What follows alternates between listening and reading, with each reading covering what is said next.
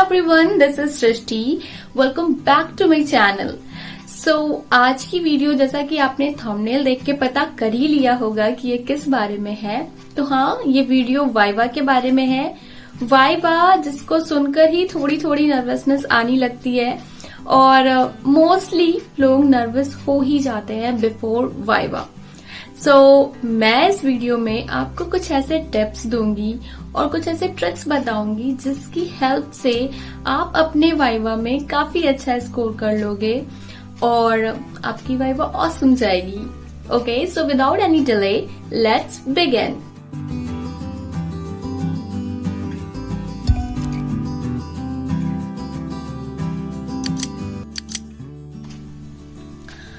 तो सबसे पहले मैं इस वीडियो में आपको कुछ जनरल टिप्स दूंगी जिससे कि आपकी वाइवा इजी हो जाए. तो जनरल टिप में सबसे पहली टिप जो है वो है योर प्रेजेंटेशन.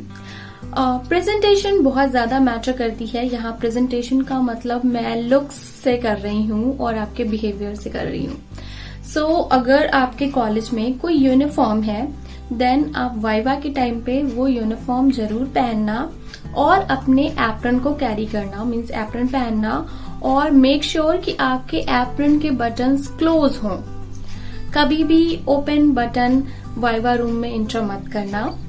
एंड और आप अगर लड़की हो देन अपने बाल को टाई कर लेना. जितना कम हो सके उतना कम मेकअप करना या नहीं मेकअप करना और साफ सुथरे कपड़े पहन के जाना. ओके, नेक्स्ट चीज जो है वो है बूस्ट योर कॉन्फिडेंस. ये काफी ज्यादा इम्पोर्टेंट चीज होती है हर स्टूडेंट के लिए, स्पेशली उनके लिए जो पहली बार वाइवा दे रहे होते हैं मेडिकल कॉलेज में.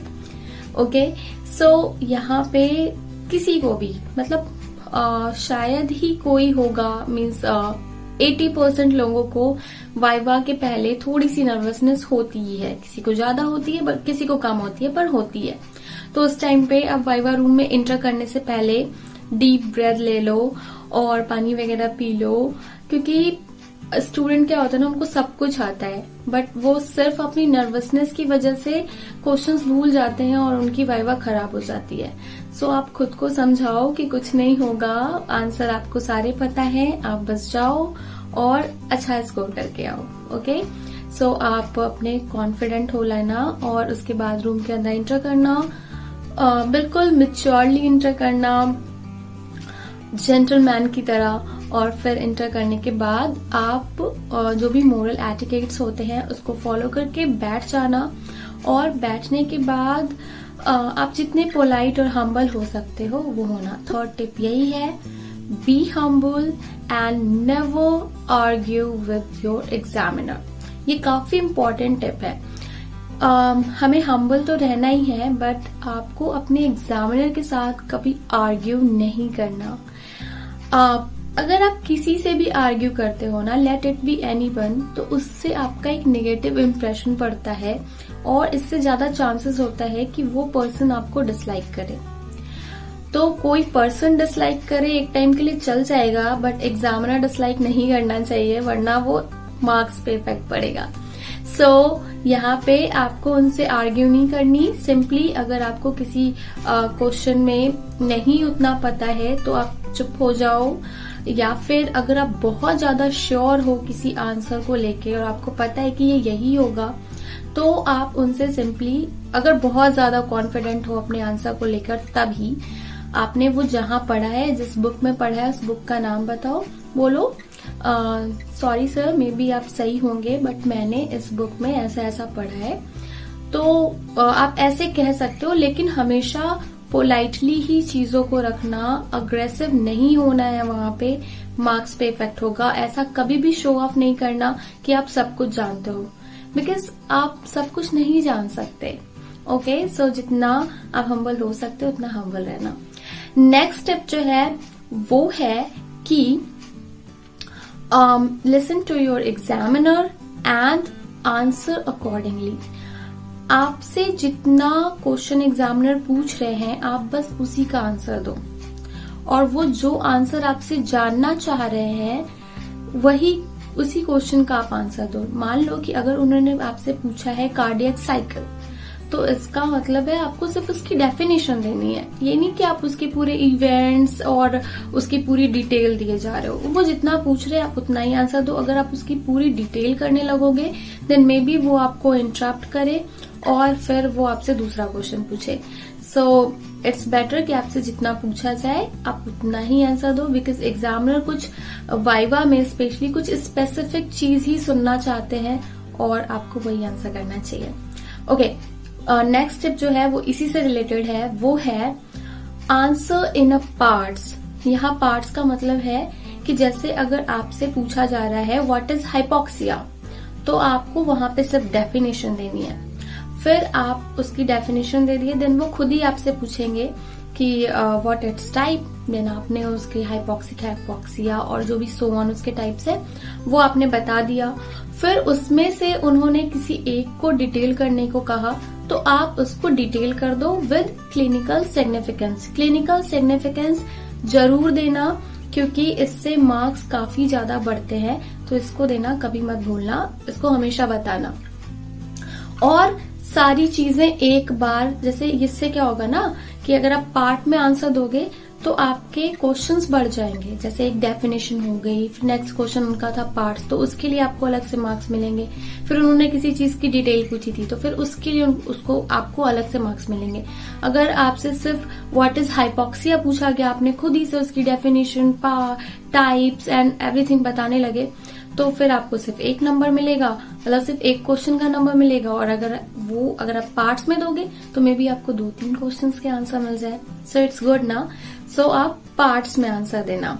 ओके, नेक्स्ट जो टिप है वो है कि don't answer if you don't know. मतलब अगर आप नहीं जानते किसी चीज को तो आप उसका आंसर मत दो, सिंपली सॉरी सर बोल दो और नेक्स्ट क्वेश्चन की तरफ मूव कर लो। बट मे बी कई बार ऐसा होता है कि कुछ कुछ क्वेश्चंस ट्रिकी क्वेश्चंस होते हैं और हम उस क्वेश्चन को समझ ही नहीं पाते। देन आप उस टाइम पे अपने एग्जामिनर को बोल सकते हो, sir may you give me any hint, और उन्होंने कोई हिंट दे दिया और तब आपको उसका आंसर पता है तो आप आंसर कर दो, और अगर नहीं आंसर पता है देन सॉरी बोल दो। ओके, नेक्स्ट स्टेप जो है वो है कि ये गोल्डन टिप है actually, answer in a way that you know every possible question that can be made from your answer. Means आप इस तरह से आंसर दो कि जिससे आपको उस आंसर से जितने भी पॉसिबल क्वेश्चन बन रहे हैं वो सब आपको आते हो। मेनली एग्जामिनर क्या करते हैं ना कि आप जो आंसर देते हो उसी आंसर से किसी एक टॉपिक को उठा के नेक्स्ट क्वेश्चन पूछ लेते हैं। सो आप उन्हीं की गेम उन्हीं पे अप्लाई कर सकते हो कि आप ऐसे आंसर दो कि आपके जितने भी उससे पॉसिबल क्वेश्चन बन रहे हैं उसके आंसर आपको आते ही हो। एज फॉर एग्जाम्पल, मान लो कि आपसे पूछा गया है स्केल ऑफ पोटेंटाइजेशन, तो आपने उसकी जो 3 स्केल्स होती हैं, डेसिमल, सेंटेसिमल, 15 डेसिमल, ये आपने बता दिया, बट आपको जंपिंग पोटेंसी के बारे में नहीं पता है। ठीक है, तो आप जब इसका आंसर करने लगो तो कहीं पे भी जंपिंग पोटेंसी के बारे में नाम नहीं लो। बट हाँ, अगर आपको जंपिंग पोटेंसी अच्छे से याद है और ये पोटेंटाइजेशन वाला क्वेश्चन आ गया है, तो जब आप इसकी डिटेल करने लगो तो वहां पे एक बार जंपिंग पोटेंसी वर्ड जरूर ऐड कर दो। इससे क्या होगा, इससे अगले चांसेस यही है कि आपका नेक्स्ट क्वेश्चन जंपिंग पोटेंसी से आए। सो इससे आप डिसाइड कर सकते हो कि नेक्स्ट क्वेश्चन मेरा क्या होगा और आप और अच्छा स्कोर कर सकते हो। ओके, सो ये गोल्डन टिप है, आप ये उनकी गेम उन्हीं पे अप्लाई कर सकते हो। ओके, सो नेक्स्ट टिप जो ये है, अगर आपसे कभी भी वो पूछें कि आपका जो आंसर का सोर्स है वो क्या है, तो आप हमेशा स्टैंडर्ड बुक का ही नाम लो। कभी भी ऐसे किसी नोटबुक का नाम मत लो, हमेशा किसी टेक्स्ट बुक का नाम लो और वो भी स्टैंडर्ड टेक्स्ट बुक का। और हाँ, मेक श्योर कि आप जिस टेक्स्ट बुक का नाम ले रहे हो उसके राइटर का नाम आपको याद हो, क्योंकि कई बार वो आपसे राइटर का नाम भी पूछ लेते हैं। सो आप इस टिप को मत भूलना। नेक्स्ट टिप जो है वो है कि आप कई बार ऐसा होता है हमारे साथ कि हम जब आंसर दे रहे होते हैं, और ये मोस्टली स्टूडेंट के साथ होता है, जब हम आंसर दे रहे होते हैं तो शुरू में तो सब अच्छा जाता है, पर बीच में कोई ऐसा क्वेश्चन आ जाता है जिसके बारे में हमें नहीं पता होता है, तो हम चुप हो जाते हैं। फिर हो सकता है लगातार दूसरा क्वेश्चन भी आया, उसके बारे में भी हमें नहीं पता है, तो उस टाइम पे हमारा कॉन्फिडेंस लेवल काफी लो हो जाता है और हम काफी नर्वस हो जाते हैं, और जिसकी वजह से हमें जो आ रहा होता है हम वो भी भूल जाते हैं। तो उस टाइम पे सबसे पहले खुद को कूल डाउन करो, खुद को काम करो कि कोई नहीं, मुझे नहीं आया, अगला ध्यान से सुनूंगा, मुझे आएगा। ऐसा मतलब ऐसा ना सोचो कि मुझे अब कुछ आए नहीं और वहां पे पूरे पसीने पसीने हो रहे हो। और हाँ, अगर वहां पे पानी की ग्लास या बॉटल हो देन आप पानी जरूर पी लो। इससे क्या होगा कि आपका कॉन्फिडेंस वापस से आएगा और आपकी नर्वसनेस कम हो जाएगी। सो अगर पानी हो तो पानी पी लो उस बीच में और फिर से स्टेबल होके दोबारा से आंसर दो। सो ये आपकी काफी हेल्प करेगा, क्योंकि मैंने बहुत सारे स्टूडेंट को देखा है कि वो बीच में नर्वस हो जाते हैं और उनका पूरा वाइवा खराब चला जाता है। सो आप नर्वस अगर बीच में होने लगो तो थोड़ा पानी पी लो, अपने आप सब ठीक हो जाएगा। Okay, so that's it. अगर आपको फिर भी कोई क्वेरीज हो या कोई क्वेश्चन हो वाइवा से रिलेटेड या फिर किसी भी चीज से रिलेटेड, तो आप मुझसे कमेंट्स में पूछ सकते हो या फिर आप मुझे इंस्टाग्राम पे भी डीएम कर सकते हो। आई होप कि आपको ये वीडियो अच्छी लगी हो और आपके लिए थोड़ी सी भी हेल्पफुल हो, बिकॉज वाइवा में काफी लोग स्ट्रेस में होते हैं।